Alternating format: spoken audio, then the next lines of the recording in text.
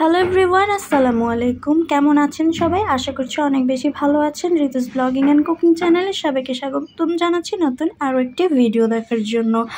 আজকে সকালে কী কী আইটেমস দিয়ে আমি ভাত খেয়েছি আর দুপুরবেলায় কী কী খাবার দাবার রান্নাবান্না হয়েছিল সেগুলোই আমি আপনাদের সাথে শেয়ার করব। এটা দেখতেই পাচ্ছেন গরুর ভুনা, অর্থাৎ গরুর কালা ভুনা করা হয়েছিল। আর এটা ছিল ঝুরঝুরে আলু ভাজি। আজকে সব আইটেমগুলোই ছিল একদম ধামাকাদার আইটেম, অর্থাৎ ফাটাফাটি আইটেম, আমার পছন্দের আইটেম। এরপরে ছিল মসুর ডালটা ঘন করে রান্না করা হয়েছিল। আর গরুর মাংসের কালা ভুনার সাথে কিন্তু এইরকম ডাল খেতে অনেক বেশি ভালো লাগে। সাথে যদি লেবু থাকে তাহলে তো কোনো কথাই নেই। তো দেখতেই পাচ্ছেন ডালটা কিন্তু অনেক ডেলিশিয়াস হয়েছে, দেখলেই বোঝা যাচ্ছে। এটা ছিল দুপুরের আইটেমসগুলো। এরপরে আমি সকালে কি দিয়ে ভাত খেয়েছি সেটাই আমি আপনাদের সাথে শেয়ার করব। আমি সকালে খাওয়ার জন্য এখানে একটা ডিম পোচ করে নিয়েছি। আমার কাছে ডিম পোচ অনেক বেশি ভালো লাগে। তো এই দেখেন সকালের খাবার নিয়ে আমি চলে এসেছি। সকালের আইটেমসের মধ্যে ছিল আলু ভর্তা, লাল লাল আলু ভর্তা। এটা ছিল ডিম পোচ। আর আমি এখানে একটু নিয়ে নিয়েছি গরুর মাংসের কালা ভুনা। এই দিয়ে এখন আমি সকালের নাস্তাটা সেরে ফেলবো।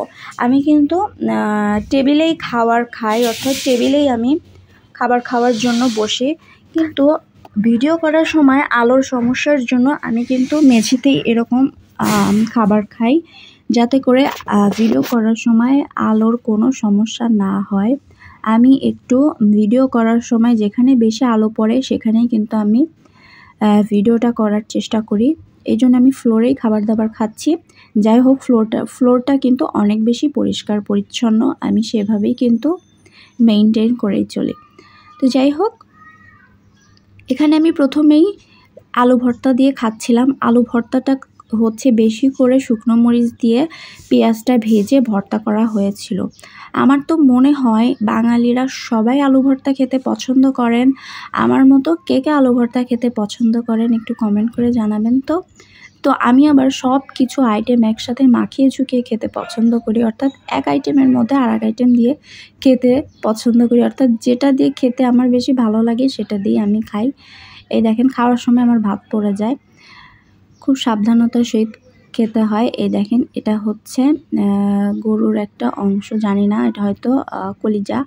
যাই হোক, এই দেখেন মাংস দিয়ে ডিম পোচ দিয়ে একসাথে সব কিছু খাচ্ছি। খাওয়া আমার শেষ হয়ে গেছে। এরপরে আমি নিয়ে নিয়েছি হাফ পরিমাণ আপেল।